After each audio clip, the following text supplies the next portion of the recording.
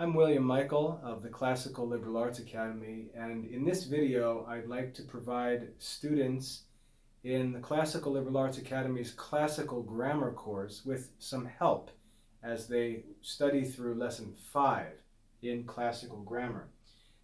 Just so we continue to focus on the purpose of the Academy's Classical Grammar course, this is an English grammar course, but it's designed to prepare students to go on to study the classical languages. And so it's a course that's especially helpful in the Classical Liberal Arts Academy. It gives young students a helpful place to start in the study of grammar, allows them to ease into classical grammar studies, and it also makes it much more convenient to teach students Latin grammar who have already learned the ideas in English grammar and through English grammar. So this course is a great means of preparing for classical language studies, and this lesson, Lesson 5 in classical grammar, is a perfect example of that.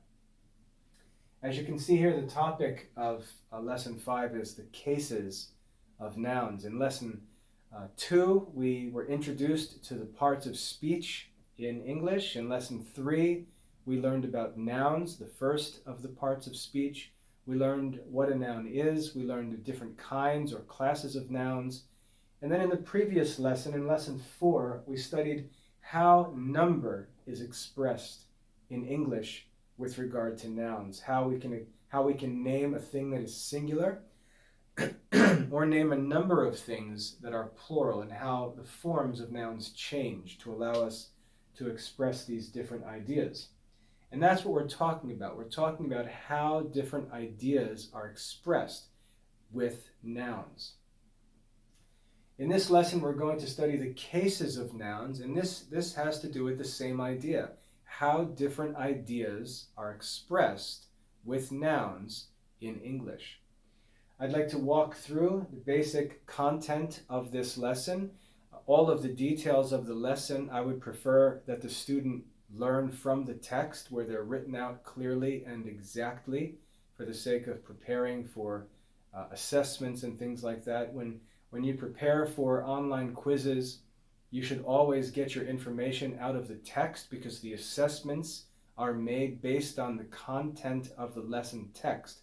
I may use some different definitions, I may give different examples, add information to what's in the lesson, but when you're preparing for your quizzes, you need to make sure you get the information for your quizzes from the printed lesson, and just enjoy these videos as a way of helping you understand and appreciate more the content of these lessons and seeing how it applies to different parts of our studies and even to our lives outside of our studies. So let's go through this lesson together, talk about cases in nouns, what cases are, how cases are used in English, a couple unique situations with cases, and then what I'd like to do in the second half of this video is talk to you, give you sort of a quick introduction to how this relates to cases in classical Latin and Greek. So let's go ahead and go through this. And remember, I may add information or omit information that's in your printed lesson. And in preparing for your assessments, you should make sure you study the printed lesson for mastery and enjoy the content of this video, which I trust will be helpful. The first question is, what is a case? And in order for us to understand what a case is, we have to go back and talk about what a noun is. A noun, we learned, is simply a name. And I stress this, that the Latin word for noun is nomen, and it's the same word that's used for name. So noun and name in Latin are referred to with the same word, nomen. A noun is simply a name. So if I saw someone out the window walking across the lawn and I said, "Hey, who is that?" Someone might say, "Oh, that's Thomas," or "That's Mary," and they would give me the person's name. They would name the person. That's an example of a noun, in that case, a proper noun. If I were to pick something up off the floor or off the table like this and say, "What is this?" The answer to that question would be a noun. You would say, that's an eraser. Eraser is a noun. It's a name. You would name a thing. Give the name for it. For every object, we have a name, and that name is considered the basic noun form that refers to that thing. And it's not right to say that that name, the basic form, is a case, because it's not a case. A case is a different form of a noun that expresses some other idea. An easy way to understand this is if you were to open a dictionary and look up a word, you were to look up a noun in the dictionary, what you would look up is the basic form of that noun. Sometimes I refer to it as the dictionary form of the noun. It's the basic name itself: Thomas, Mary, eraser, microphone, book, podium, and so on. Okay? That's the basic noun form. That's the dictionary form. It's the name we use when we name someone. In English, that form, that basic form of the noun, the simple name of something, is referred to as the nominative case. And it's easy to remember because the first half of this word nomen or nomen obviously is derived from the Latin word nomen, which means name. So the nominative case is the case we use to simply name something. Okay? The nominative case is the form of a noun, the case of a noun, which we use to name something. That's the first case. So we can see when we ask, what is a case? A case is a form of a noun that's used to express some idea. Okay? A case is a form of a noun, because we're talking about nouns here. A case is a form of a noun that's used to express some idea. The first case, the nominative case, is the simple, basic form of the name that's used to name things. That's the nominative case. Now, to show you an example of a different idea, I might want to communicate. If I had a book on the table and said, what is this? And someone said, oh, that's a book. And I said, what more can you tell me about this book? And someone were to say, that is John's book. That is John's book. So that is a book, but it belongs to John. We could rewrite this to say, that is the book of John, meaning it belongs to John. And here, in saying this, we have two nouns, book and John. We're naming the book. That's what we're focused on. What is this? That's the book. Or I could say, that is John's book. But when I point and name, I'm not pointing at John. I'm pointing at the book. The book is the name, the basic form of the name. I'm saying, that is the book. Book is in the nominative case. That's the nominative. But this other noun, notice it has a different form. It has this apostrophe S ending. The normal form for John, if I was just to name him, would be John. That's his name. Who is that? It's John. John. That's a nominative case of the name John. But there's a second form that I can use, John with an apostrophe S. And what that expresses is the idea of possession. It expresses the idea of possession, that something belongs to John. This is John's possession. And you can see that this idea of possession, expressed with this different form, the genitive case, can also be expressed by a phrase using the preposition of.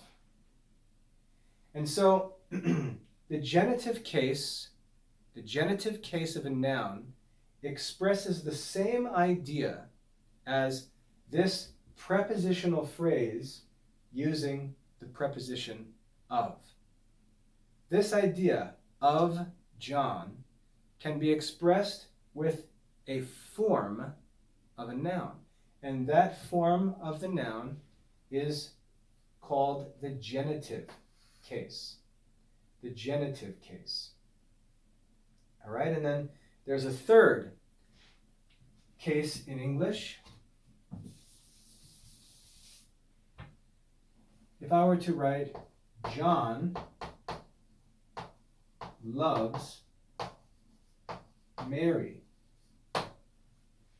In this sentence here, I have two nouns, John and Mary, and I have a verb that expresses action. John is the subject of this sentence, and the name John is in the simple nominative case. Who am I talking about? I'm talking about John. John is the person who I'm naming. John is the nominative case. It's the simple name, the subject of this sentence.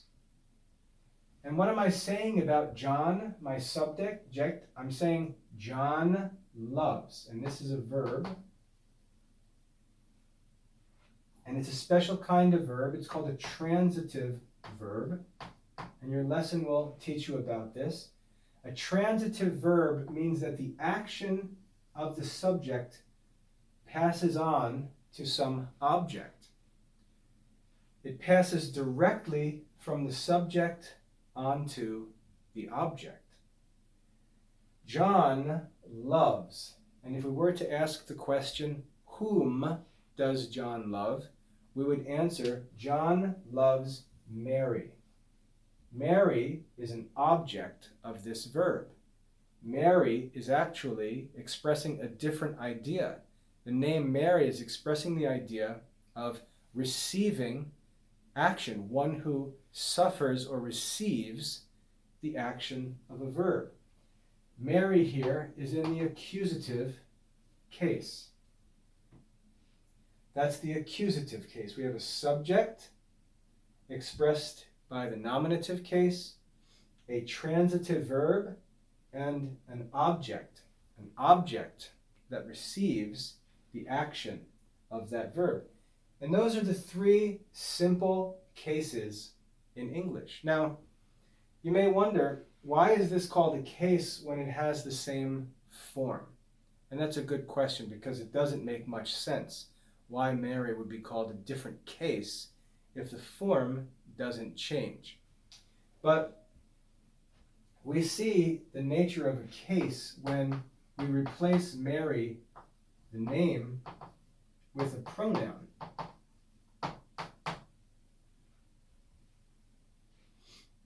If we were to replace Mary with a pronoun, and we'll learn about pronouns later in classical grammar. If we were to replace Mary with a pronoun, we would use a certain form of the pronoun. We'd use the accusative case of the pronoun. And I could replace John with a pronoun and say, he loves her. But then if I change the sentence around and I asked, however, does Mary love John? You would answer, she loves him. And you would see that the forms change to express different cases. Her expresses the accusative case. She expresses the nominative case. She is the subject, nominative. She loves him. Here, him expresses the accusative case. He, a different form, expresses the nominative case. So we can see a proof of the cases working more clearly in pronouns. But the same thing is going on in the grammar of these sentences, even though we're using the names, and the forms may not change. Now, in English, we understand who is the subject and who is the object by the order of the words in the sentence, because normally the subject comes first, then the verb, and then the object. And so if we say John loves Mary, we understand that John is the one who loves because the subject comes first. Mary is the one loved because the object comes after the verb. That's why the forms don't need to change, because we can still understand who loves whom by the order of the words in the sentence. But what you should understand at this point is that in English, 3 different cases are used. 3 different forms of nouns are used to express different ideas. The nominative case is used to mark the normal name. The genitive case is used to show possession. And the accusative case is used to express a direct object. Okay, simple enough. I hope that's simple. Now, there are a couple of confusing cases. One is called apposition. And apposition is when 2 nouns, it could be 2 nominative cases, are side by side in speech. So for example, if I said King John loves Mary,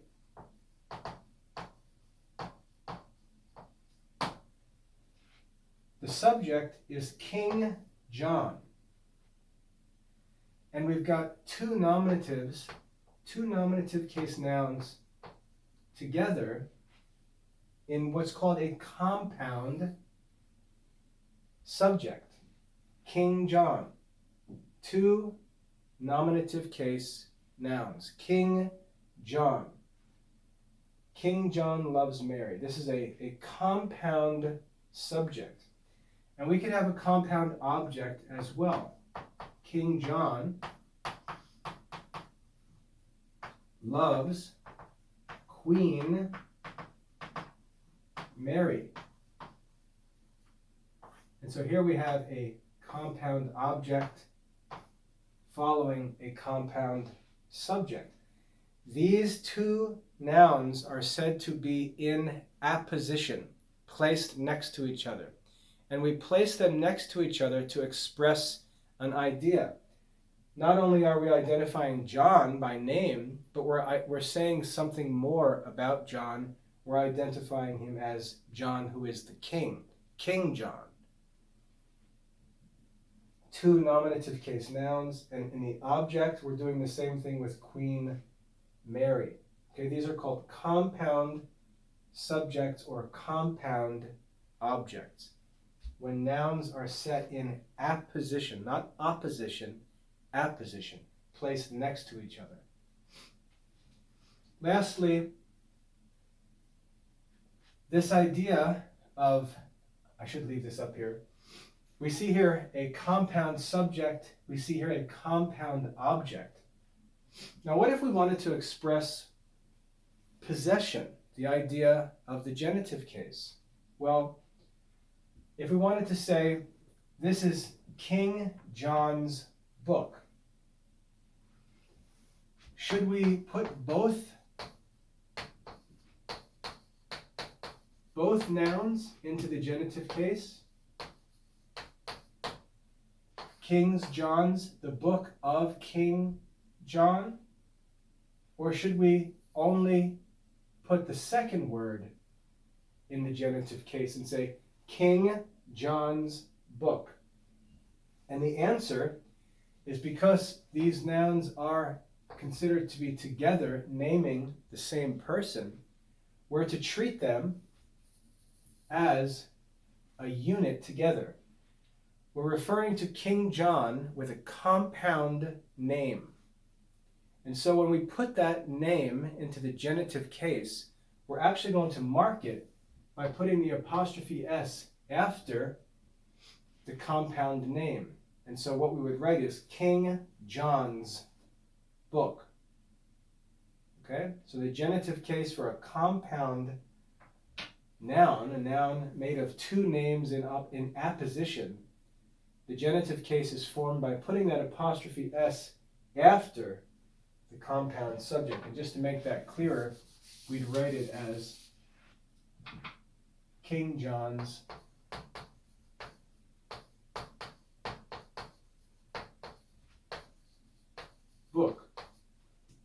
And this apostrophe S would mark this entire compound name in the genitive case. Okay? So that's an example of how genitive case is marked when we have a compound name. A name made up of two or more nouns in apposition.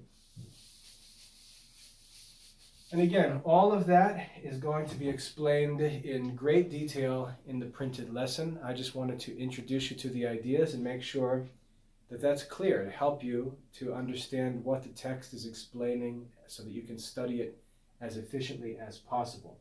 Now, what I'd like to do, I'm going to erase this information over here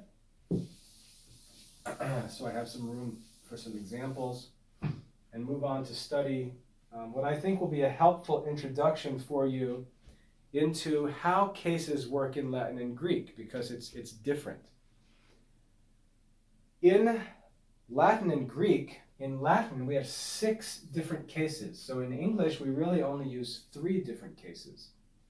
In Latin we have 6 different cases. And you can see we have the nominative case as in English, we have the genitive case as in English, we have the accusative case as in English, but there are 3 other cases here in Latin.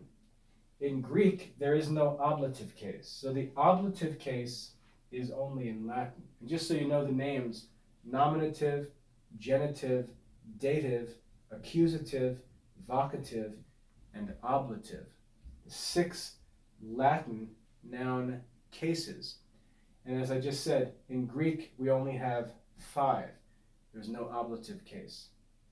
Now, we don't have all of these cases in English because we don't use different forms to express these different ideas in English, but we do have all of these different ideas in English. We simply express them in a different way, and I'd like to show you how that works. The nominative case, we already know how that works. We already saw that in English. The genitive case, we already saw that.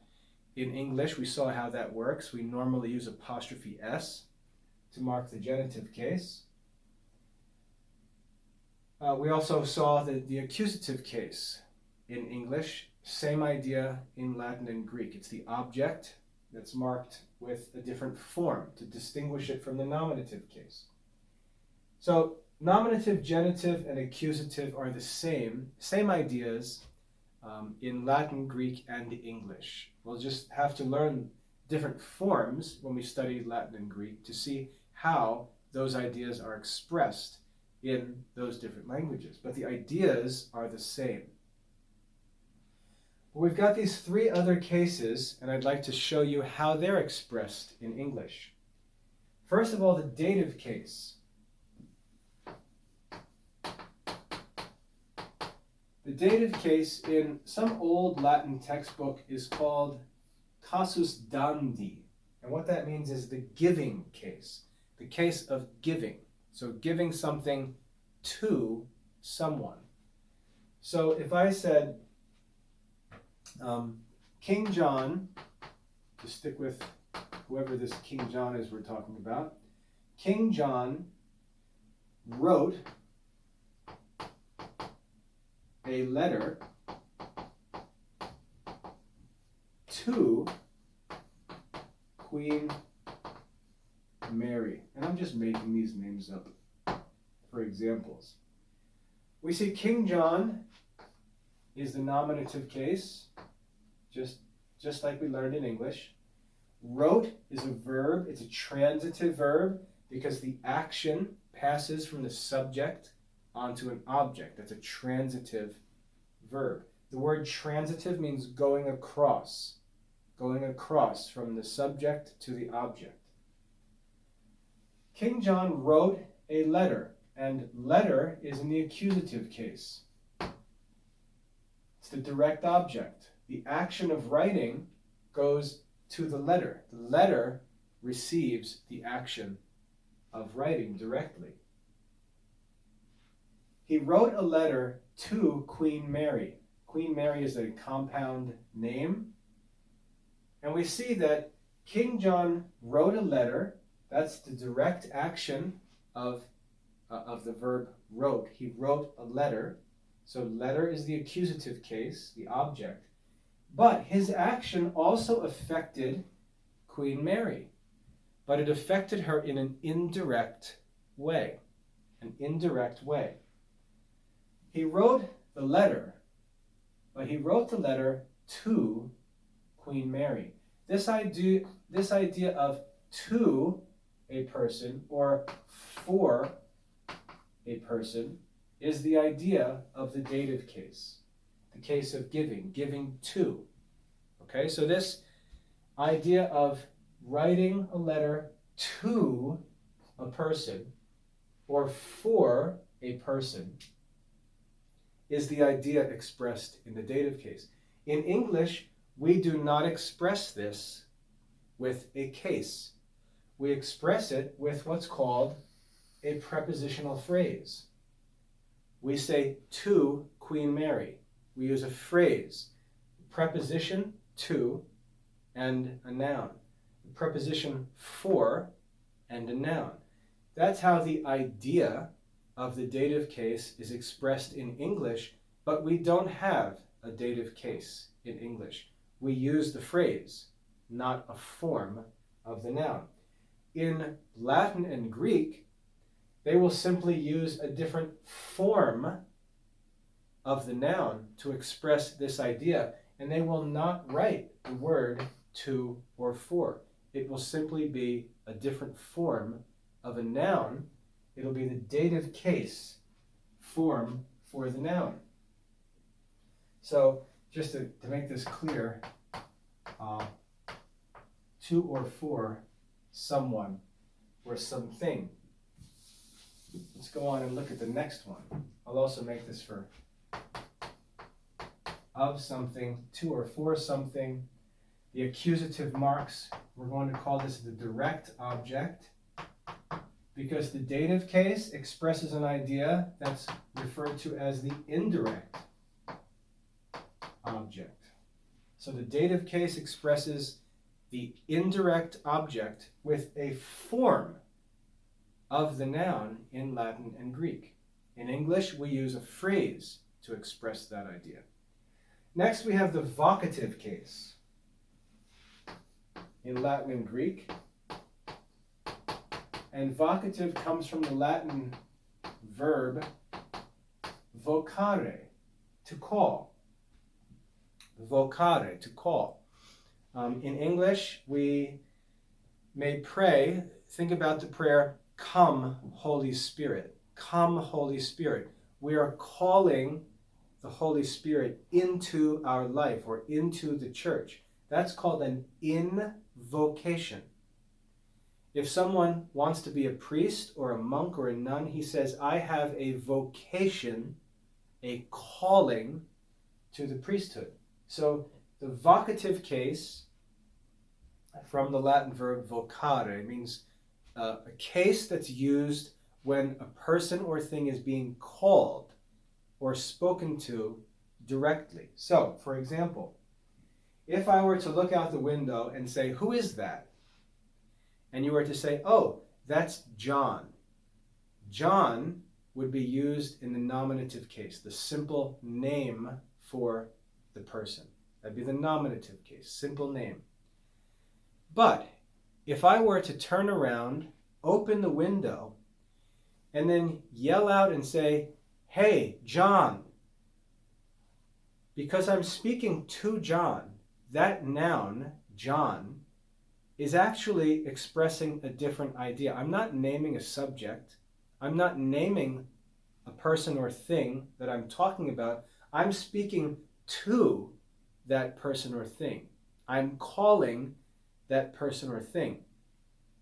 In English, we would simply understand that idea from the context or from the way that the thing is spoken.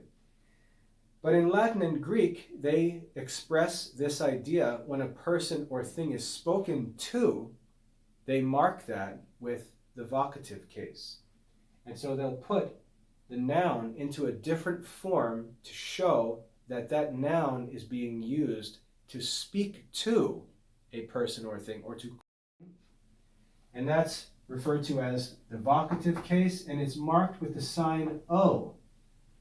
Like, oh John, oh Mary, that idea of oh John, O is used as the sign to mark the vocative case. The example that I used hey, hey John. Okay, that's the idea of the vocative case. And then lastly, we have the ablative case. The ablative case.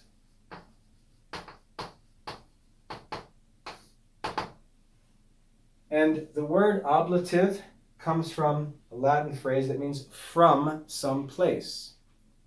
It expresses the idea of origin or a source, from where something comes.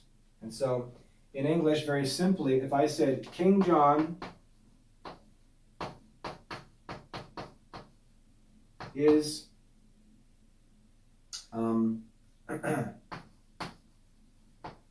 from London.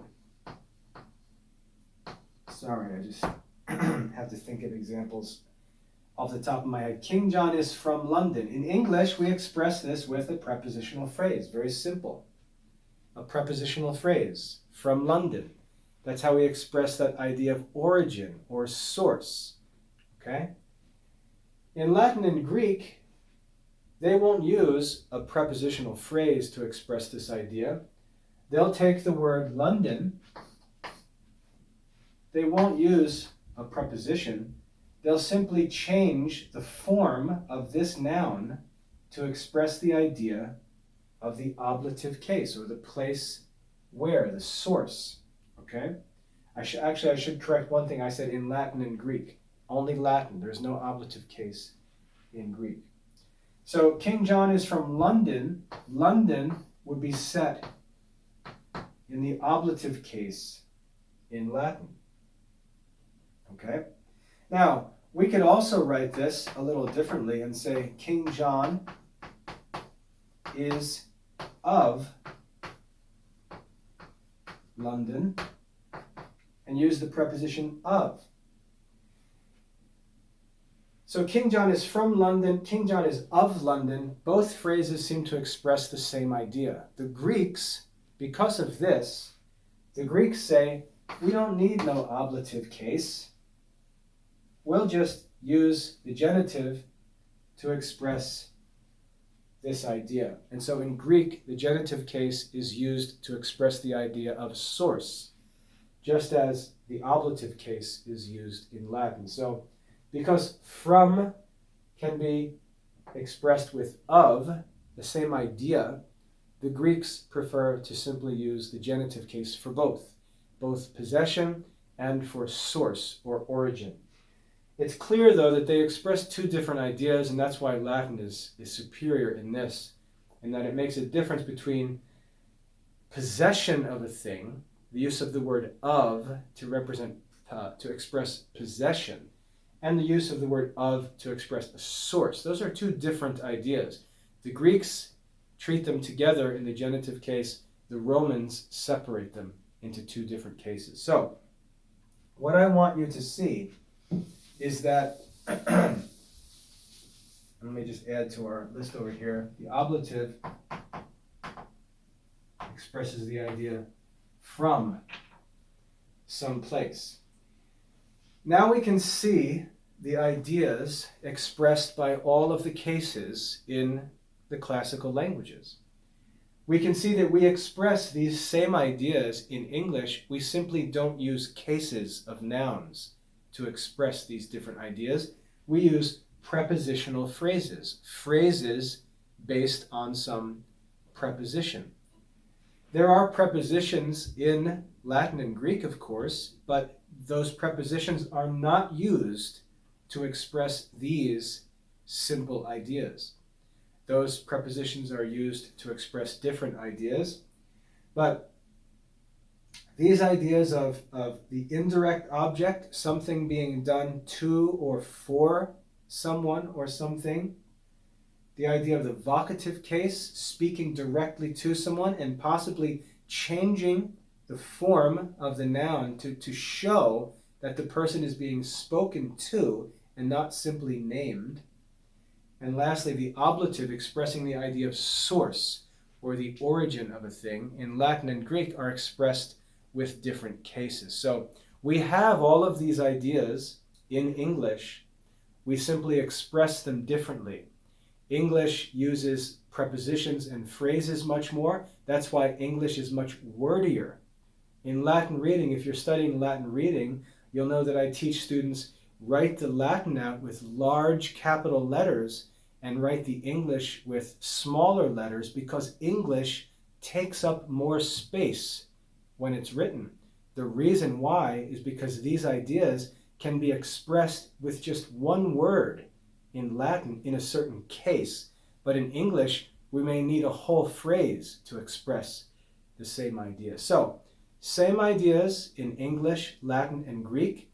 We simply don't use cases of nouns for these ideas in English, but when we get into Latin and Greek, we'll have to learn more forms because ideas are expressed with cases.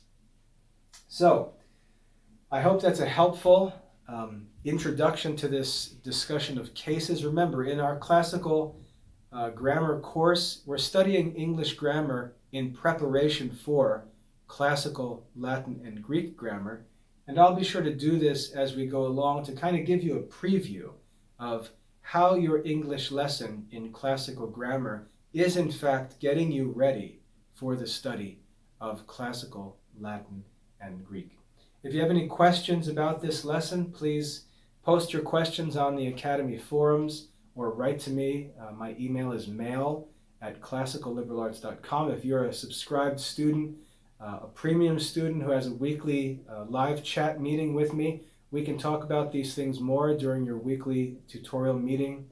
But please do ask questions if you'd like to talk about this more, you'd like something clarified. I'm always here to help. You just have to make the effort to reach out and let me know what you're thinking of or what you're struggling with, and I'll help you to understand it. So now, go and study your lesson. Study the lesson for mastery. Remember what I said, the content of your online quiz and assessments will always be based on the written, printed lesson, so you don't have to worry about all the things I talk about in these videos. These videos are just intended to be helpful, to help motivate your studies, to help you understand why you should study these things, and also to assist you in understanding them and understanding what the textbook is trying to communicate to you.